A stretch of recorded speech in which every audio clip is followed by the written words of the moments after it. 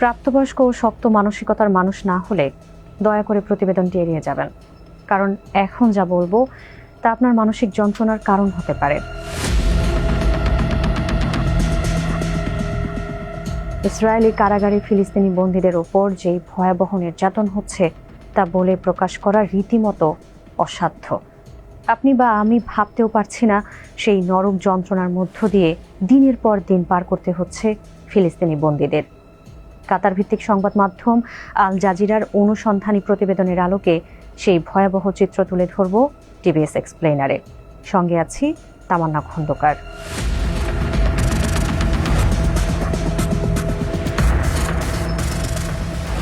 10 April 2024, Eid ul ফিতরের দিন। দীর্ঘ 1 মাস রোজা রাখার পর বাহারি সব খাবার ও হাসি আনন্দে দিনটি কাটায় মুসলমানরা। সেই দিনেই কিনা ফিলিস্তিনি বন্দীদের জন্য নরক নেমে এসেছিল ইসরায়েলি কারাগারে। বন্দীদের সঙ্গে এমন কোনো নির্যাতন বা অমানবিক আচরণ নেই যা করেনি ইসরায়েলি বাহিনী। ঈদের দিনে কারাগারে ভয়াবহ সেই নির্যাতনের শিকার হওয়া গাজার বাসিন্দা ও ফিলিস্তিনের সরকারি কর্মচারী মোহাম্মদ আল বাকরি তাদেরই একজন। সাক্ষাৎ নরক দেখে ফেরা বাকরি ভয়াবহ সেই দিনের কথা বলতে গিয়ে রীতিমতো কুঁকড়ে ওঠেন। বাকরির ভাষ্য, সেদিন তাকে ঘিরে ধরেছিল একদল সৈন্য ও প্রশিক্ষিত কুকুর। 2 পাশে 6 জন করে মোট 12 জন সৈন্য এসে দাঁড়ায়। এরপর নাম জিজ্ঞেস করে অবমাননাকর শব্দ বলতে বাধ্য করে শুরু হয় নির্যাতন। বাকরির সঙ্গে থাকা আরও 7 বন্দীকে নগ্ন করে চোখ বেঁধে হাত করা পরানো অবস্থায় শুরু হয় যৌন নির্যাতন। যন্ত্রণায় বন্দীরা চিৎকার করলেও কোনো মায়া হয়নি ইসরায়েলি সৈন্যদের। উল্টো ফিলিস্তিনি বন্দীদের কান্না তাদের হাসির খোরাক হয়েছে। এই দৃশ্য ভিডিওতে ধারণ করে পরবর্তীতে তা দেখে মজা নেওয়ার সুযোগও ছাড়েনি তারা। কেবল সৈন্যরাই যে নির্যাতনে অংশ নিত তা নয়, তাদের প্রশিক্ষিত কুকুরগুলো হামলে পড়ত। প্রায় 30 মিনিট ধরে চলত এই নির্যাতন।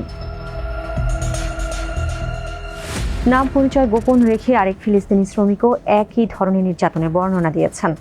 জানান, একদিন কয়েকজন নারী সৈন্য তার কক্ষে ঢোকে, হাত পা বেঁধে পোশাক খুলে নেয়। এরপর মাটিতে চেপে ধরে কৃত্রিম বস্তু ব্যবহার করে শুরু হয় ধর্ষণ। কান্নাকাটি করলে আশেপাশের সৈন্যরা তখন করতালি দিচ্ছিল এবং পুরো ঘটনা ভিডিও করছিল। নির্যাতনের সময়টাতে ইসরায়েলি সৈন্যরা তাকে বলেছিল, চোখের বদলে চোখ, দাঁতের বদলে দাঁত। তিনি আরও অভিযোগ করেন, বন্দীদের উপর হয়ে হাত ও চোখ বেঁধে ঘুমাতে বাধ্য করা হতো। তাদের উপর কুকুর ছেড়ে দেওয়া ছিল নিয়মিত ঘটনা। আর এতটাই ভয়াবহ নির্যাতন হতো যে মারধর করে হাত ও দাঁত ভেঙে দেওয়া, আগুনে পোড়ানো, ধর্ষণ ও বিভিন্ন ধরনের যৌন নির্যাতনে ধাতব রড, বোতল সহ বিভিন্ন বস্তু ব্যবহার করা হতো। Bodies of evidence, Israel's darkest weapon নামের সেই প্রামাণ্য চিত্রে উঠে এসেছে ভয়াবহ নির্যাতনের চিত্র, যেখানে দাবি করা হয়েছে আন্তর্জাতিক সংস্থা যেমন আন্তর্জাতিক অপরাধ আদালত, জাতিসংঘ, Palestinian centre for human rights PCHR এবং ইউরোমেড হিউম্যান রাইটস মনিটর সহ প্রায় সব সংস্থায় ফিলিস্তিনি বন্দীদের ইসরায়েলি বাহিনীর পরিকল্পিত ধর্ষণ ও যৌন নির্যাতনকে অস্ত্র হিসেবে ব্যবহারের কথা জানত।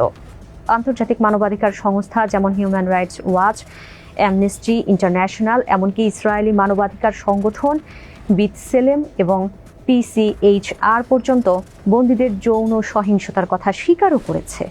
কিন্তু এসব ইসরায়েল আমলে নিলে তো।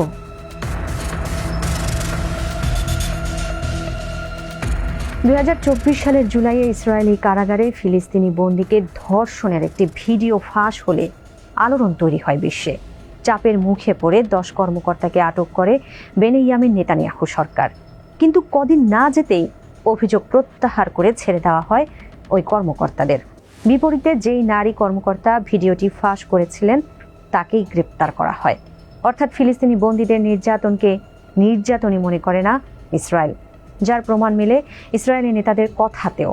নেতানিয়াহুর দল লিকুদ পার্টির সদস্য হানোথ মিলভিডিস্কিকোকে একবার জিজ্ঞেস করা হয়েছিল, বন্দীদের ধর্ষণ করা কখনো বৈধ হতে পারে কিনা।